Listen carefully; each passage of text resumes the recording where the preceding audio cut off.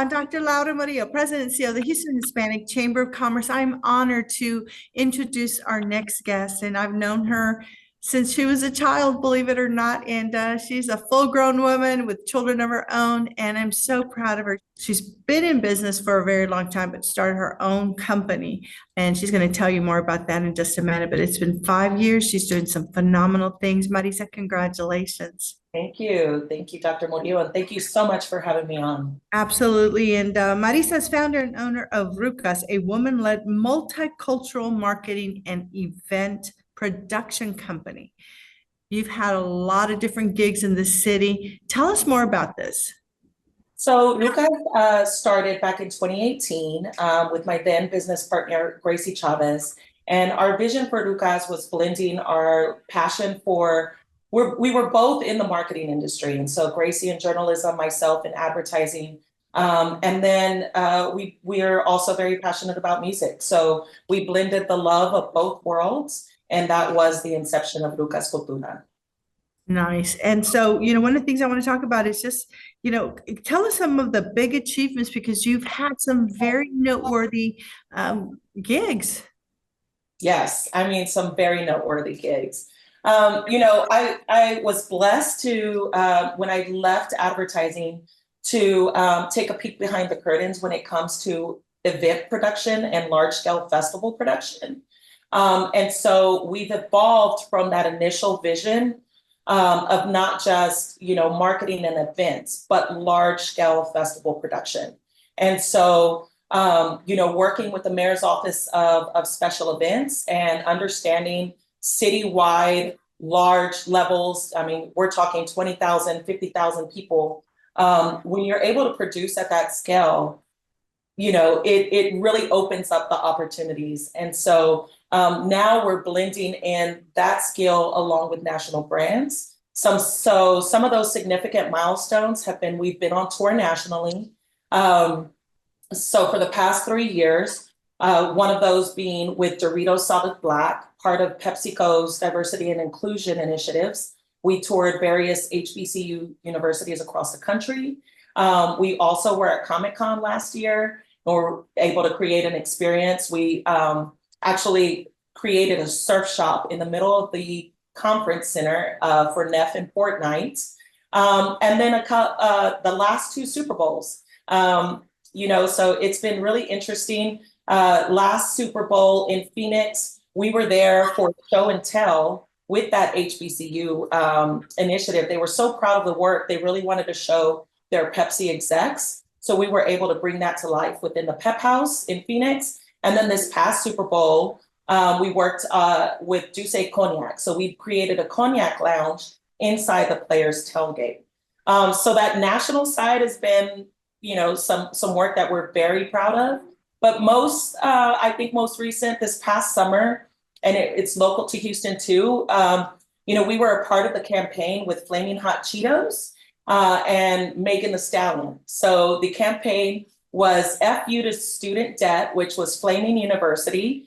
And, Megan wanted to provide scholarships for graduating seniors. And so we were able to create tailgate events on the TSU campus.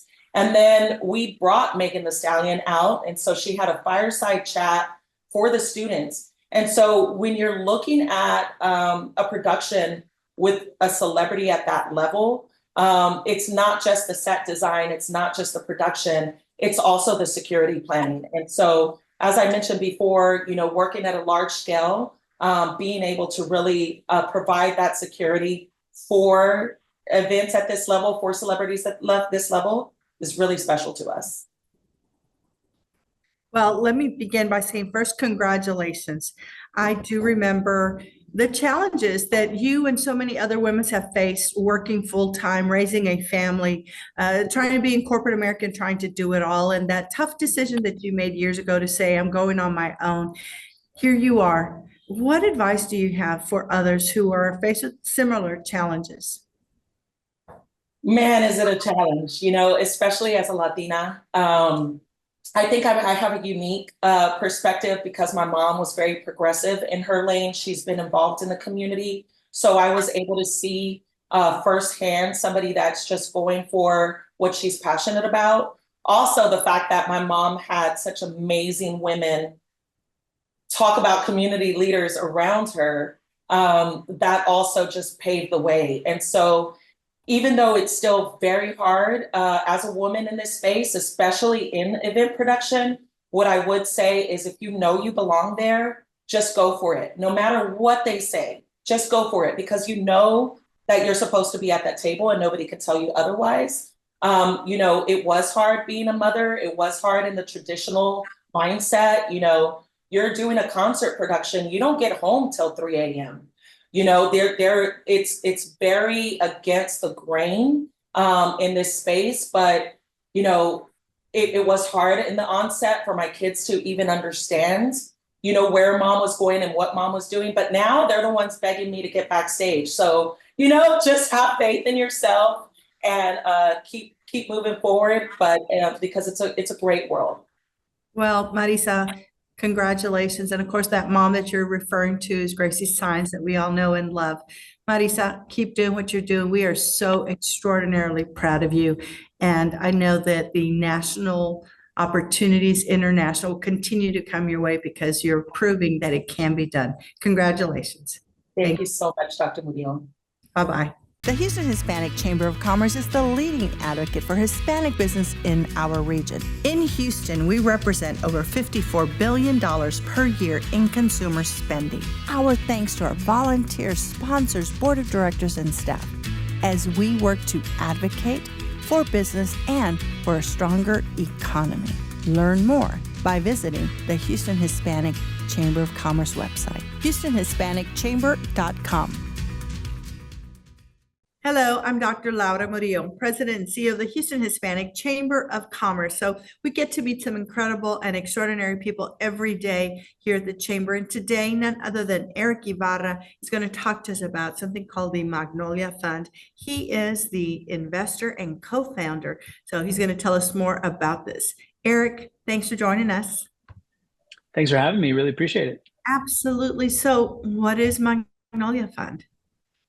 Yeah, we call ourselves a neighborhood development fund. And what that means is we literally put the neighborhood first before development, because ownership is really important to us. As we have seen throughout the country, but really in Houston and in the East End especially, you have a neighborhood that is historically Hispanic, and now in the last 15 years really seen a huge amount of development. We believe that it's important for us as a neighborhood to own more of those income producing assets. So you go to any neighborhood across the country, you have homes, you have residential, but then you have the commercial side. And so from a neighborhood perspective, we believe it'd be great if more locals own those income producing assets. And for us on the development side, what that means is we're creating in Houston, in the East End, a food maker campus, which means we'll have established restaurants, we'll have a shared kitchen that'll support caterers and bakers, and we'll also have space for pop-ups and events so that our developments are more community-based, welcoming the neighbors and the people that are in the area.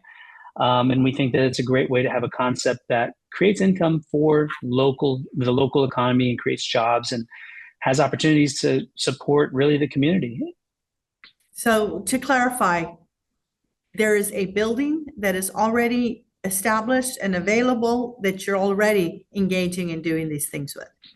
Yeah, that's perfect. I appreciate that. The property actually has 3 buildings. There are 2 really big buildings of 4,500 square feet and 9,100 square feet, and then a small silo that has been on site since the 50s. And we're going to keep those buildings. A big part of what we do is cultural preservation. So with it being a historically Latino neighborhood, we want to make sure that we're keeping some of that culture alive. And so keeping the buildings, and yes, it's about an acre, 1.15 acres. Yeah, we'd like to turn it into a food maker campus. Very well. So what does success look like for the Magnolia Fund? Yeah, so today, 100% of our investors are from the East End, which means they either live here, work here, or they have some strong connection, like family still living here. And in the future, while we're today, getting ready to do renovations on the property, as we get closer to opening doors, we're actually going to offer a crowdfunding campaign that allows people to invest for as little as $100, and they'll own equity in the property. So when we talk about a mark of success, creating more ownership in the area is obviously a great mark of success. But what I really envision is that locals from the neighborhood can walk by, can look at the building and say, I own a piece of that. And that's never been done before. And that's never, not in this neighborhood, and not like we're doing it. And so we really think that is the mark of success for what we're doing. Eric, what is your background? So I know it's hard to believe, but for the past 23 years, I've been in tech. And as a tech entrepreneur, I've had 7 different startups, a couple of exits, but really what that's allowed me to do is pursue great concepts, things I think should exist. And Magnolia Fund is no different. But I told somebody just this morning, I've always had great ideas, and I've always figured out ways to bring them to life. And in the last 23 years, I've gotten better about the business fundamentals, right?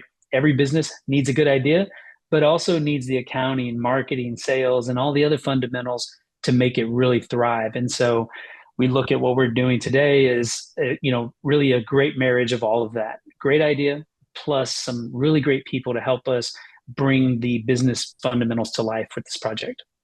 Well, we wish you all the best, Eric. Thank you for joining us, and keep that entrepreneurial spirit going. Thanks a bunch. Thank you.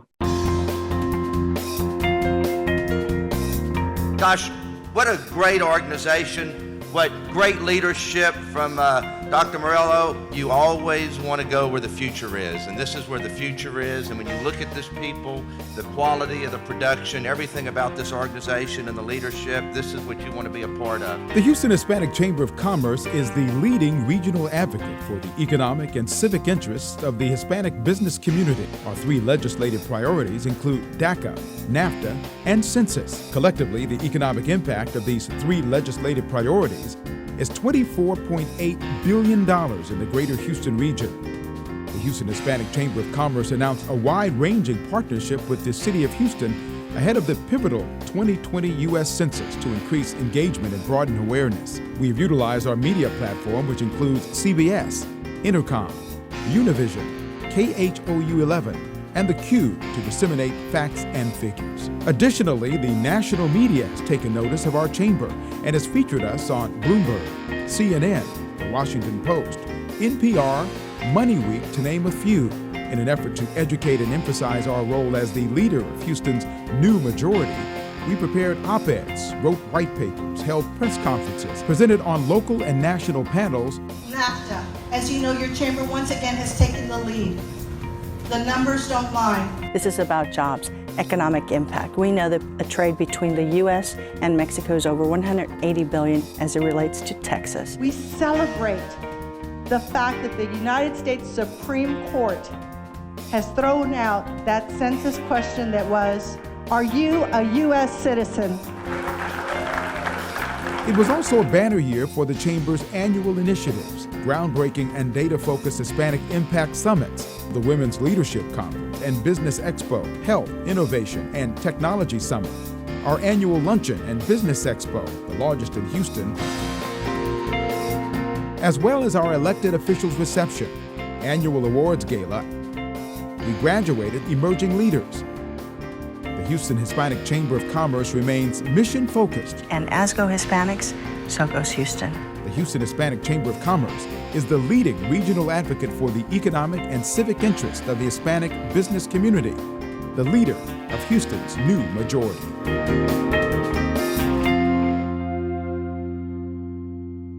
The Houston Hispanic Chamber of Commerce is the leading advocate for Hispanic business in our region. In Houston, we represent over $54 billion per year in consumer spending. Our thanks to our volunteers, sponsors, board of directors, and staff as we work to advocate for business and for a stronger economy. Learn more by visiting the Houston Hispanic Chamber of Commerce website, HoustonHispanicChamber.com.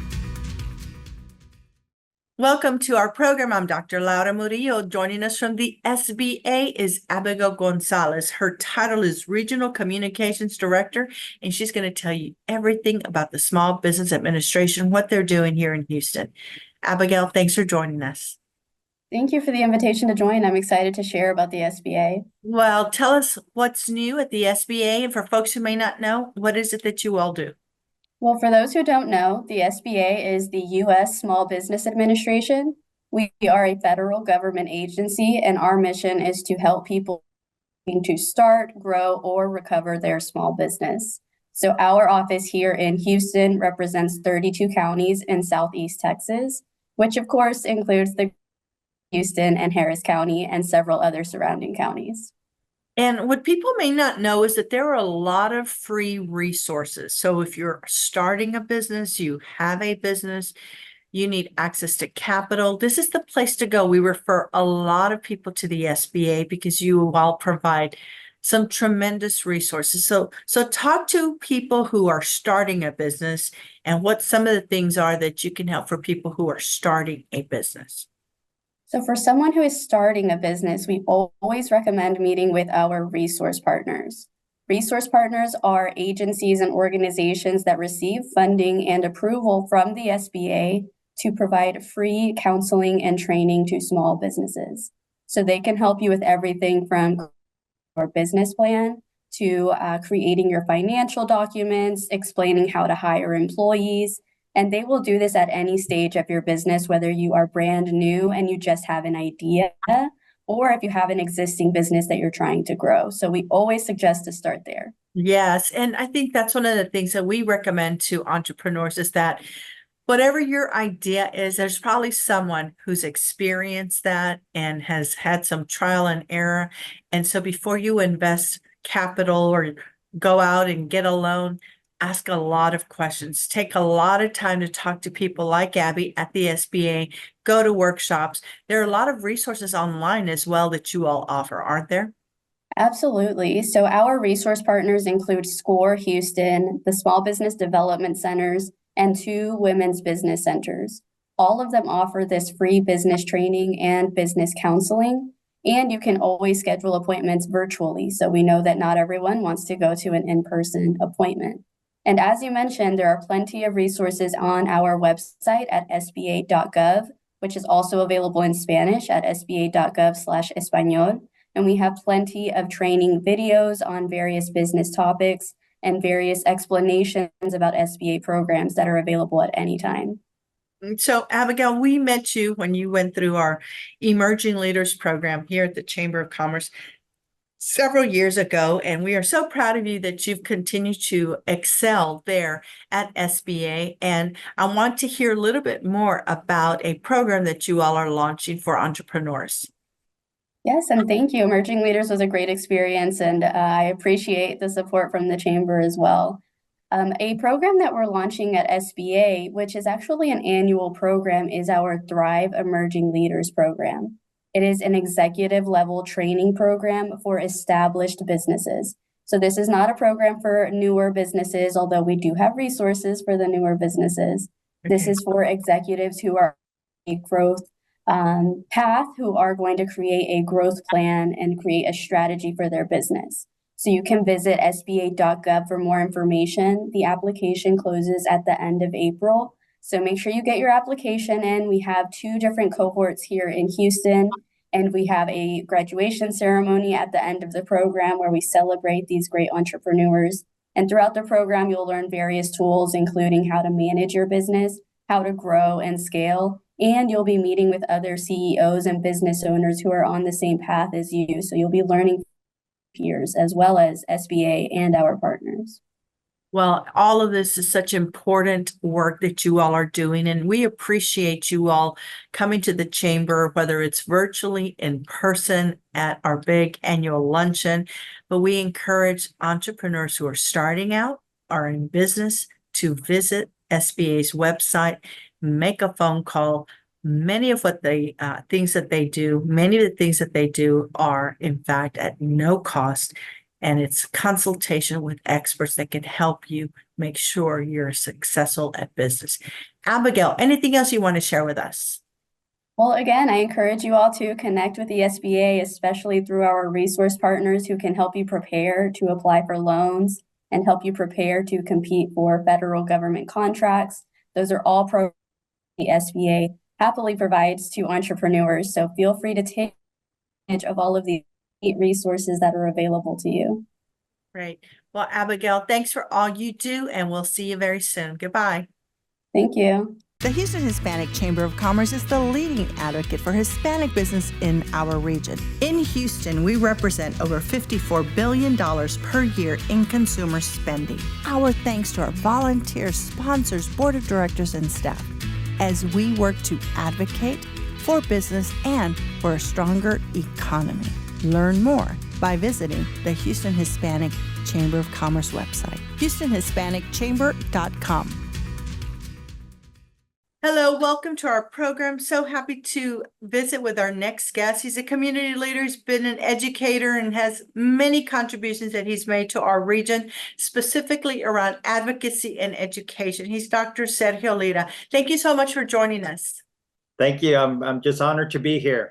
Thank you. And I know you do many things. And one thing in particular that you've done is really lead LULAC through Council 4967 with regular programming, announcements of scholarships. And I'm excited to be your keynote speaker in May as you raise funds for young leaders who are trying to go into college. And as I've mentioned to you, is where, I earned some of my stripes at 15, 16 with LULAC, with Johnny Mata, Olga Solis, and so many other extraordinary Houstonians. So in advance, thank you for all that you do and for keeping these LULAC chapters alive and thriving. Yes, thank you. No, I mean, I've been a member of LULAC for about 20 years now. This is my 20th year. It's an organization that just has a national reputation. I'm standing on the shoulders of many that came before me who created pathways for, making sure that we had opportunities for civil rights in the field of criminal justice and also of education. I'm just so thrilled and excited to be president of the Greater Houston LULAC 4967.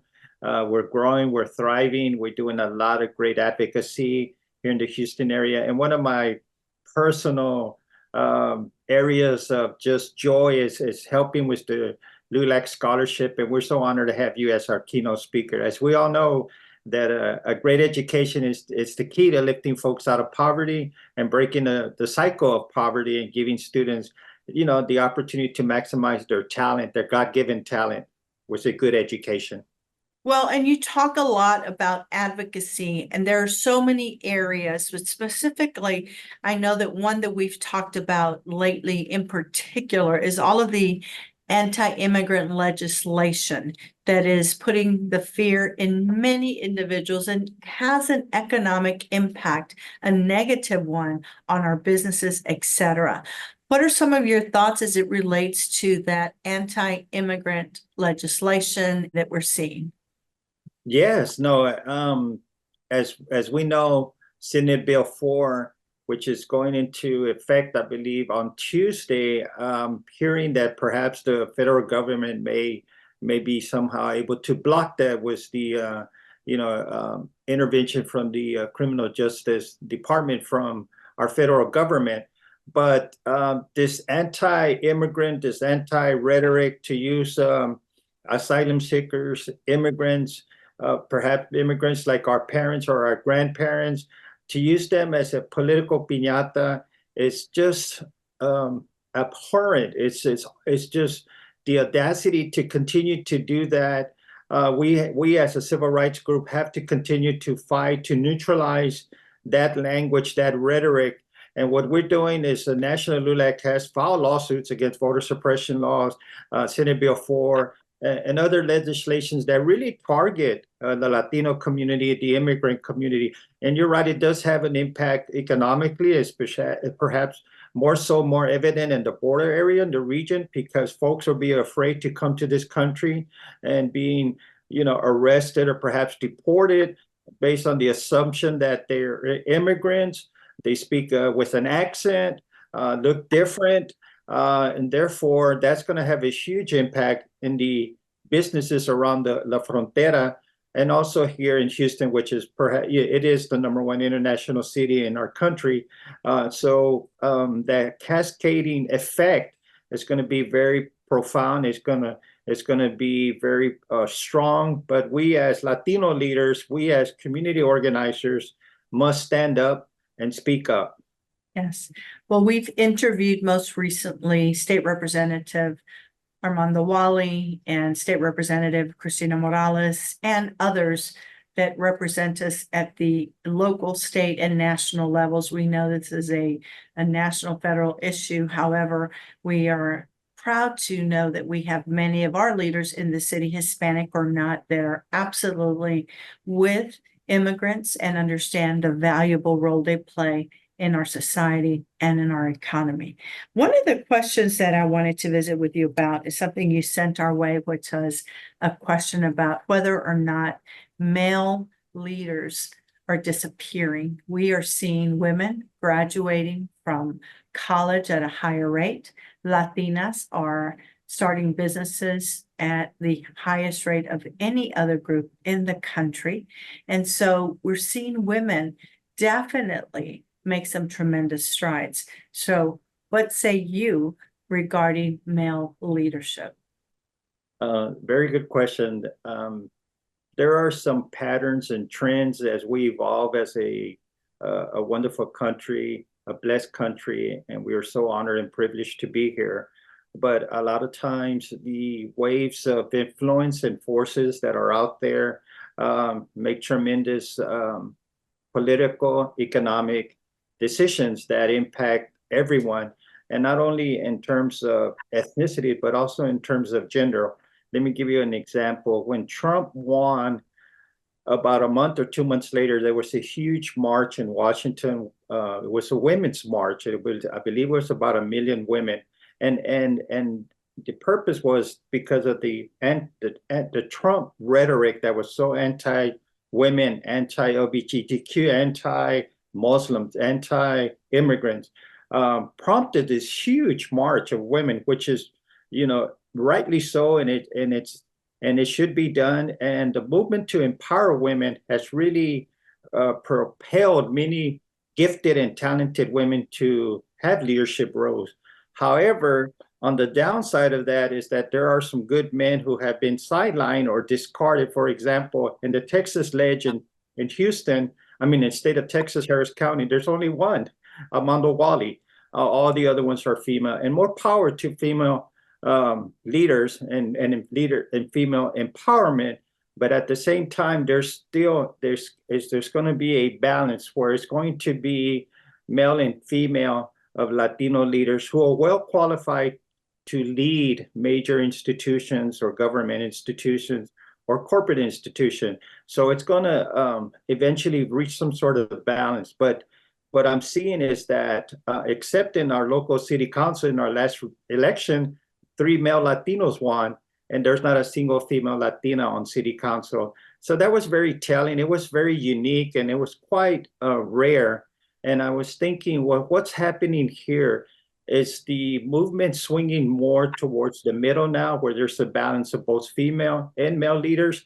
But nationally and across the nation, I'm seeing that a lot of Latino males are being sidelined underneath all the, and rightly so, women empowerment movement. So I think we're going to reach a happy medium eventually, but I'm really concerned that there are some great men out there that are just, they're becoming more and more obscure. Well, and the question is, are they being sidelined or are they being outworked by the women? Perhaps both. Correct. Well, again, Dr. Lita, thank you for all that you do. And thank you for the impact you've had in education and advocacy. We're very proud of you. Have a great day. Thank you. The Houston Hispanic Chamber of Commerce is the leading advocate for the Hispanic business community. In Houston, we represent over $54 billion per year in consumer spending. Our thanks to our board and staff for making sure we elevate business and advocate for a stronger economy.